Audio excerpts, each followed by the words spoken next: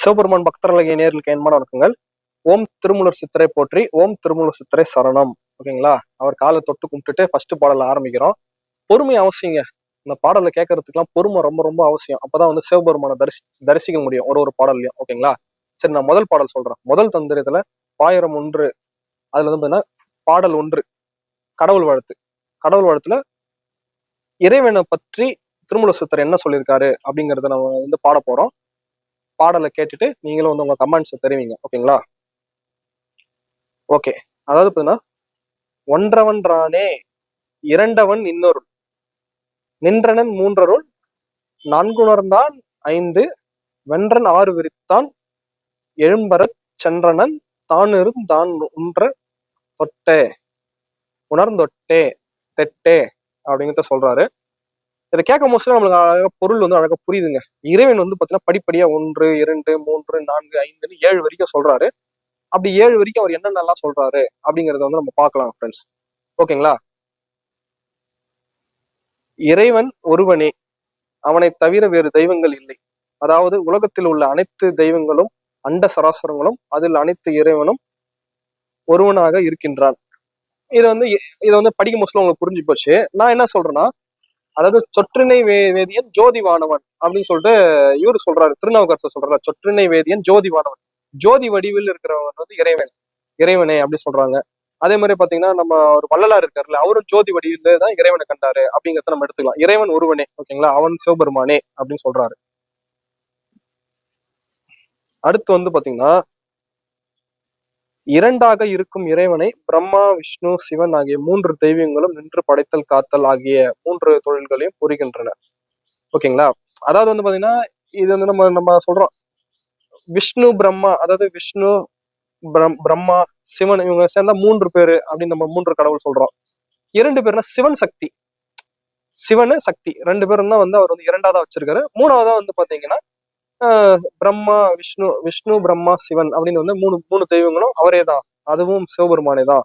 2 தெய்வமும் சிவபெருமானே, ஜோதி வடிவில் இருக்கும் சிவபெருமானே தான் அப்படின்னு சிவபெருமானே இந்த உலகத்துல அண்ட சராசரங்கள் வந்து அணு முதல் எல்லாமே, அணு அணு முதல் பிரபஞ்சம் ஃபுல்லா நிரம்பி இருப்பவரும் சிவபெருமானே அப்படின்னு அவர் சிவபெருமானை தான் சொல்றாரு. ஓகேங்களா?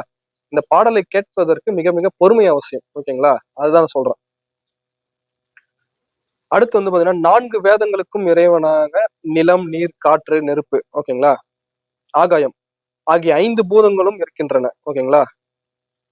அதாவது தெய்வங்கள் வந்து 5 வகை தொழில்களையும் படைத்தல் காத்தல் மாயல் மறைத்தல் அருளல் மாயை அழித்தல் அப்படின்னு 5 தொழில்களையும் செய்யறாரு. இறைவன் வந்து 5 தொழில்களையும் செய்யறாரு. அதே மாதிரி பாத்தீங்கன்னா 4 ரிக் எதர் சாமம் அதர்வனம், இந்த 4 வேதங்களையும் குறிக்கக்கூடியவரும் இறைவனே. அந்த 4 வேதத்துல ஃபுல்லா சொல்றவரும் இறைவனே, அவனே சிவபெருமானேன்னு சொல்றாரு. அதே மாதிரி பாத்தீங்கன்னா, இந்த காத்தல் அழித்தல் படைத்தல், அப்புறமேட்டு வந்து பாத்தீங்கன்னா மாயல் மறைத்தல் அருளல் மாயையை, இது மாதிரி எல்லாமே அந்த 5 தொழில்களையும் செய்யறவரும் வந்து இறைவனே. அப்புறம் பஞ்சபூதங்களும் இறைவனே இப்படிங்கிறத நம்ம வந்து சொல்றாங்க. ஓகேங்களா? 5 பூதங்களும் இறைவனே. 6 சக்கரங்கள், ஓகேங்களா, மூலாதாரம், சாதிஷ்டானம், மணிப்புரகம், அநாகதம், விசுக்தி, ஆக்னை, சகஸ்காரம். ஓகேங்களா? இது வந்து பாத்தீங்கன்னா 6 சக்கரங்கள் வரைக்கும் வரும். 7வது சக்கரம் வந்து சகஸ்காரம்ங்கிறது மாதிரி போவோம். அதே மாதிரினா இந்த 6 சக்கரங்களையும் குறிக்க வரும் இறைவனே அப்படின்னு சொல்றாங்க. ஓகேங்களா?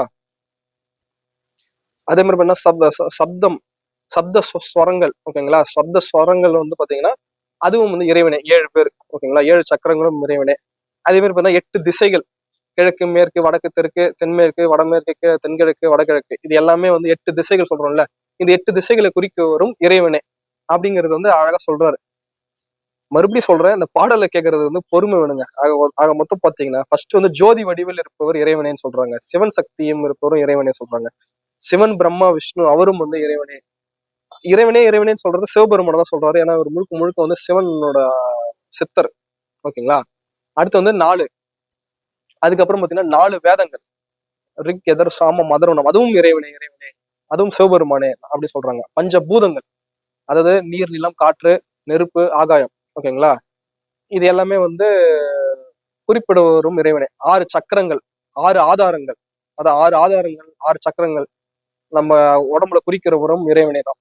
அவர் தான் சிவபெருமானேன்னு சொல்றாங்க. அப்புறம் வந்து 7 சப்த ஸ்வரங்கள், சப்தம்னா 7 ஸ்வரங்கள் சொல்லுவாங்களா, அந்த 7 ஸ்வரங்களும் இறைவனே. 8 திசைகளுக்குள்ளும் முறியவனும் இறைவனே. எல்லாமே வந்து ஈசனே அப்படின்னு சொல்லிட்டு அழகா வந்து ஃபர்ஸ்ட் 1ல இருந்து 8 வரைக்கும் அழகா பிரிக்கிறாங்க இறைவனை பத்தி. ஓகேங்களா? 7 சக்கரங்களிலும் உறைந்திருக்கும் இறைவனை தனக்குள்ளே உணர்ந்து உயிர்கள் அவனை எட்டுதலே முக்தியாகும். 7 சக்கரங்களுக்கும் உறைந்திருக்கும் இறைவனை தனக்குள்ளே உணர்ந்து உயிர்கள் வந்து மனுஷங்க வந்து பாத்தீங்கன்னா சிவபெருமான இது கரெக்டா கண்டுபிடிக்கிறாங்களா, அதுதான் முக்தி நிலை. சிவபெருமான கரெக்டா கண்டுபிடிக்கிறதா முக்தி நிலை அப்படின்னு சொல்றாங்க. அப்பனா சிவன் இல்லாமல் எதுவுமே இல்லை அப்படிங்கறதான் சொல்றாங்க. Okay friends. சோ ஓகே, சிவபெருமானோட முதல் பாடல் வந்து திருமூல சித்தர் எப்படி எப்படி எனக்கு பீட்டு போட்டாரோ அது மாதிரி நான் பீட்டை போட்டு சொல்லிட்டேன். ஓகேங்களா? சரி, ஓகே ஃப்ரெண்ட்ஸ், இந்த வீடியோ உங்களுக்கு பிடிச்சிருந்தா லைக் பண்ணுங்க, ஷேர் பண்ணுங்க, சப்ஸ்கிரைப் பண்ணுங்க, கமெண்ட்ஸ் பண்ணுங்க ஃப்ரெண்ட்ஸ். தேங்க்யூ.